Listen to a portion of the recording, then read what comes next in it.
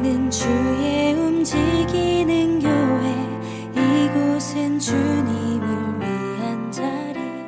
마태복음 27장 45절에서 56절. 십자가에 대한 이해가 깊어진다라는 것은 그 사람이 은혜를 받고 있다는 뜻입니다. 사실 십자가라는 단어만 들어도 저와 여러분에게는 감격의 눈물이 흘러야 합니다. 그 감격이 줄어들고 있다는 건 십자가에 대한 은혜들을 놓치고 있다는 뜻이기도 합니다. 왜 십자가의 감격이 점점 커져야 되냐면 십자가가 바로 그 사람을 구원했다는 증표이기 때문에 그렇습니다. 그리고 그것은 단순히 믿음으로만 끝나는 것이 아니라 실질적인 생명의 역사, 통치의 역사로 나타납니다. 십자가의 은혜를 깨닫는 사람은요, 결국 십자가의 길로 갑니다. 그리고 십자가만이 경험케 해줄 수 있는 그 하늘문이 열리는 경험들을 그 사람은 누리고 살 것입니다. 오늘부터 저와 여러분의 삶 가운데 더더욱 십자가를 묵상하는 그런 삶의 도전이 있기를 원합니다. 바울은 당당히 선포합니다. 내가 자랑할 게 참 많은데 출생부터 내가 살아온 커리어며 내가 했던 모든 일들을 자랑할 만한데 나는 그걸 다 배설물로 여기고 오직 뭐만 자랑한대요? 십자가만 자랑하고 싶대요. 십자가만. 저와 여러분에게 자랑할 십자가가 있기를 소원합니다. 그래서 오늘 십자가의 하늘이 열리는 그 장면을 바라보며 다시 한번 그 의미들을 묵상하려고 합니다. 이 당시의 십자가는 무엇입니까? 모든 문이 닫힌 곳입니다. 예수님이 등장하자 제자들을 비롯해 수많은 사람들에게는 새로운 문이 열린 것입니다. 와, 신세계다, 신세계. 아니, 어떻게 저렇게 목소의 아들이 병을 고칠 수 있지?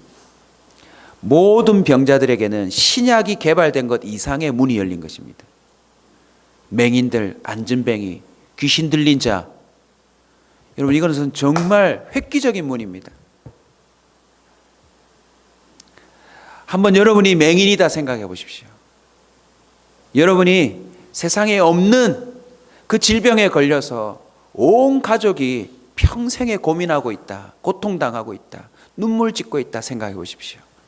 여러분 집안에 귀신 들렸는데 그것도 군대 귀신이 들려서 여러분의 사랑하는 아들이, 딸이 틈만 나면 길바닥에 거품 물고 쓰러져서 바들바들 떨면서 사람들의 구경거리가 된다 생각해 보십시오.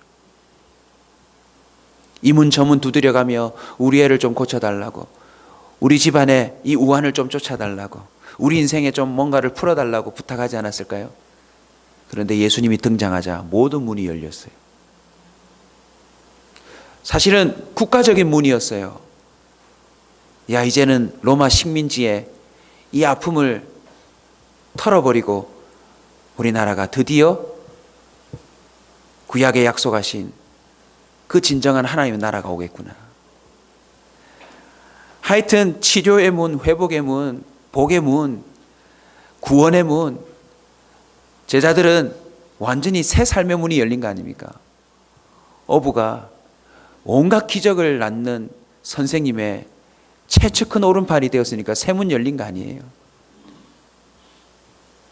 신앙의 문, 제자의 문, 온갖 그 당시의 모든 기대와 소망은 다 걸려있는 문들이었어요. 지금도 모든 길은 로마로 통한다라고 말을 하는데 그 당시에는 예수만 통하면 안 되는 일이 없는, 그래서 뭘 뚫었어요? 지붕까지 뚫는 그런 용감한 행동을 감행하며 예수님을 만나려고 문을 두드렸던 것 아닙니까? 그런데 십자가가 무엇입니까? 그 모든 문이 일순간 닫히는 것입니다. 끝났다입니다. 특별히 제자들의 입장에서 볼 때는 더 이상 신앙과 제자라고 하는 그 삶을 지속할 수 없는 순간이에요. 그런데 놀랍게도 가장 비참하게 닫혀버린 그 십자가의 현장에 뭐가 열려요? 하늘문이 열려요. 십자가의 하늘이 열렸다라는 것을 볼 때에 십자가가 의미하는 바는 다음과 같습니다. 하나님의 뜻이 성취되는 곳이에요. 하나님의 뜻이 성취되는 곳. 저와 여러분은 어떤 문을 열고자 하죠? 알고 보면요, 다 자기 뜻과 관련되어 있는 거예요. 자기 꿈을 실현하고 자기의 욕구와 욕망을 해소하고 또 자신뿐만 아니라 자기의 자녀들, 자기와 관련된 친한 사람들, 그 사람들의 나름 앞길을 열어주고 그 사람이 원하는 거, 그 사람이 기뻐하는 거, 그 사람에게 좋은 거, 그거 다 열고 싶어 해요. 그러나 십자가는요, 우리 뜻이 아닌 하나님의 뜻이 성취되는 곳이에요. 십자가의 하늘이 열렸다라고 하는 것은 내 뜻이 아닌 하나님의 뜻이 성취됐다라는 것을 의미합니다. 저와 여러분의 인생에 십자가의 하늘이 열리는 은혜가 있기를 축원합니다. 우리는 지금도 은근히 바벨탑을 쌓고 있을지 몰라요. 자신의 커리어를 쌓고 자신의 그 공허함을 채워주는 소유물을 쌓으려고 애를 쓰고 있을지 몰라요. 상대적인 비교에서 조금이라도 우월해 보려고 자존심을 세우고 있을지 몰라요. 그러나 바벨탑의 하늘은요, 열리지 않아요. 한순간 다 흩어지게 돼 있어요.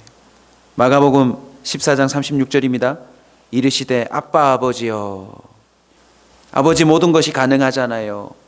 마치 슈퍼맨인 것처럼 내가 말만 하면 다 줄 수 있는 것처럼 부르는 게 아빠 아버지인데 그 뒤 본문을 보시면 십자가의 한전이 주님이 그렇게 말합니다. 나의 원대로 마옵시고 아버지의 원대로 되기를 원합니다. 여러분, 십자가의 하늘은요, 하나님의 뜻이 성취되는 곳입니다. 하나님의 뜻이 성취됐다라고 하는 징조가 드러나자 휘장이 찢겨나가고 그리고 무덤문이 열렸어요. 십자가는 어떤 의미인 줄 아세요? 구원의 문이 열리는 곳입니다. 구원의 문. 십자가는 한 번도 생각해보지도 못하고 상상하지도 못했던 새로운 문이 열리는 자리입니다. 십자가의 하늘은 새로운 문이 열리는 현장입니다. 여러분, 오늘부터 십자가를 묵상하며 다음과 같이 한번 적용해 보세요. 여러분 집에서 여러분이 죽으면 새로운 문이 열려요. 교회에서 여러분이 죽으시면 우리 교회에 새로운 문이 열릴 거예요. 디모데후서 2장 11절입니다. 미쁘다 이 말이여 우리가 함께 주와 죽었으면 또한 함께 살 것이요. 여러분, 십자가는요, 모든 것이 닫히는 가장 비참한 현장이지만 거기에 한 번도 상상하지 못한 새로운 구원의 문이 열려요. 심지어 무슨 문까지 열렸습니까? 무덤까지 열렸어요. 성소의 휘장이 찢기고 무덤이 열렸다는 것은 무엇을 의미합니까? 그냥 예수님이 이 땅에 오셔서 잠깐 병 고쳐주고 잠깐 도와줬던 일들 아닙니까? 근데 그 사람들 다 뭐 해야 돼요? 죽어야 돼요. 죽으면 다 뭐 해야 되죠? 심판받아 지옥 형벌로 가야 되는데, 십자가는 잠깐 열리는 문이 아니라 영원히 우리가 살 길을 열어주시는 가장 확실한 문이라는 것입니다. 아멘. 더 이상 저와 여러분이 찔끔찔끔 경험하는 기쁨과 환희의 문 두드리지 마시고요, 십자가의 하늘이 열리는 경험을 해왔으면 좋겠습니다.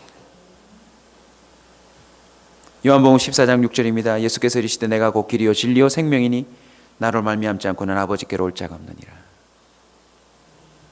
알고 보면 십자가 이전까지의 주님이 열어주신 문들은 유도하는 문들이에요. 유도하는 문.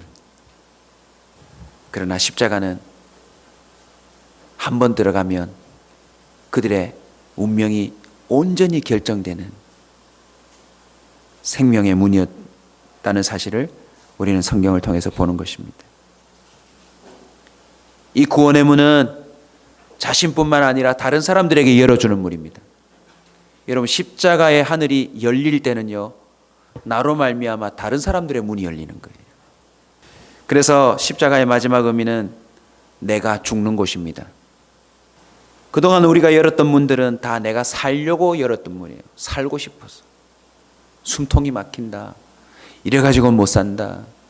어쨌든 한번 살아보자고 열려고 했던 문들이 아닙니까? 그러나 십자가의 하늘이 열리는 그 현장은 내가 죽는 곳입니다. 십자가 무엇입니까? 싫습니다. 가고 싶지 않습니다. 피하고 싶습니다. 내가 뭐하러 그런 비참한 꼴을 당합니까? 자존심을 끝까지 세우는 현장입니다. 그렇게 안 해도 됩니다. 그럼에도 불구하고 자신의 지식과 경험, 계획, 권리, 소유, 앞으로의 삶까지도 그 젊은 청년이, 여러분 예수님 십자가 안 지셨으면 몇 살까지 사셨을까요? 정답 제가 아는데 가르쳐 드릴까요? 살고 싶은 만큼 사셨을 거예요. 십자가를 안 지셨으면 살고 싶은 만큼 사셨을 거예요. 왜요? 신이니까.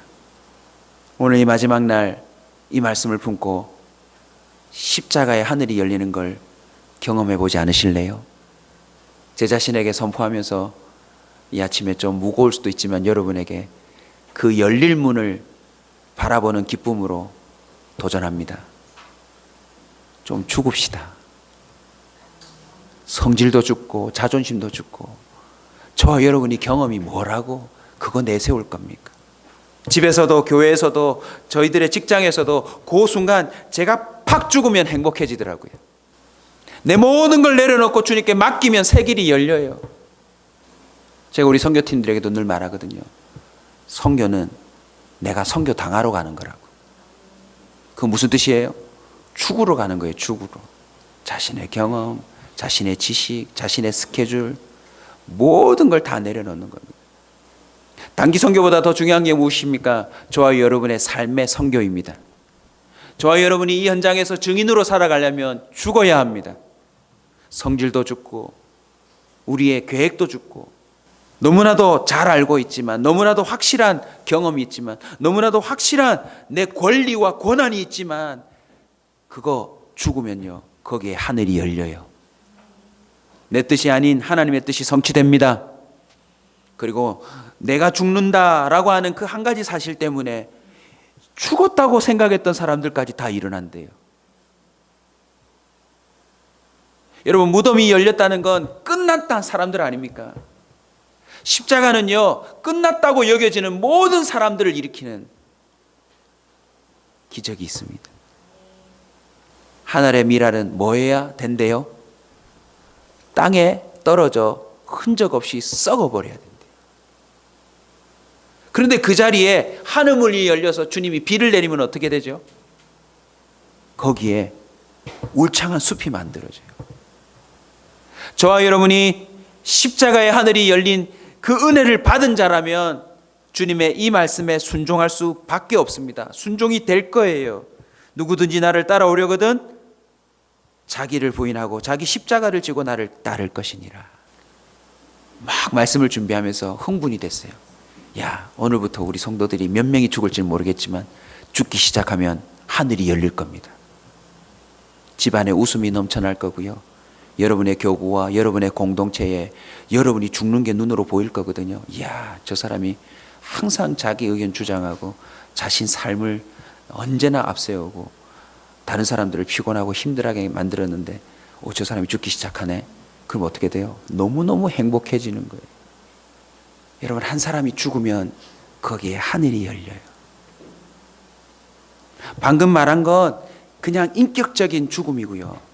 실제로 예수 그리스도의 은혜 때문에, 감격 때문에 확실히 죽으면 하나님이 문을 연다니까요. 목회 현장에서도 주님이 일하시는 그 장면은 항상 제가 제 계획을 내려놓을 때예요. 제가 하고 싶은 거 포기할 때예요. 제 권리 내려놓을 때예요. 제 성질 죽일 때예요. 요한복음 15장 13절입니다. 사람이 친구를 위하여 자기 목숨을 버리면 이보다 더 큰 사랑이 없나니 너희는 내가 명하는 대로 행하면 곧 나의 친구라. 십자가 친구가 되어 보십시다. 중마 고우가 아니라 십자가 고우가 되는 은혜가 있기를 주의 이름으로 축원합니다. 어릴 적 말 타고 놀았던 친구가 아니라 늘 가슴에 십자가를 품고 살았던 그런 평생의 한번 친구가 되어 봅시다. 십자가가 있는 곳에는 한번 따라 합시다. 언제나 하늘문이 열린다.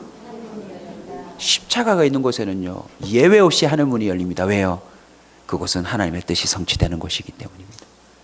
그곳은 기꺼이 주를 위해 죽는 자리이기 때문에 그렇습니다. 우리가 드리는 11조의 의미도 어쩌면 십자가와 연결됩니다. 자신의 생명과도 같은 그 수입을 주님께 다시 돌려드리는 셈 아닙니까?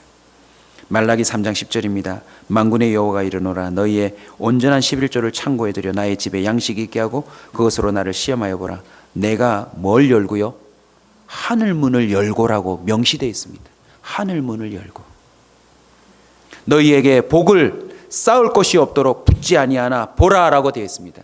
여러분 십자가는 어떤 의미가 있습니까? 하나님이 어떻게 그것으로 말미암아 이 땅에 복을 내리는지를 한번 두고 보라. 주님이 작정하고 기다리는 현장입니다. 오늘부터 가정에서 직장에서 저와 여러분이 가는 곳마다 십자가의 정신으로 그 은혜로 기꺼이 죽는 은혜가 있기를 축원합니다. 언제나 하늘이 열릴 것입니다. 우리는 주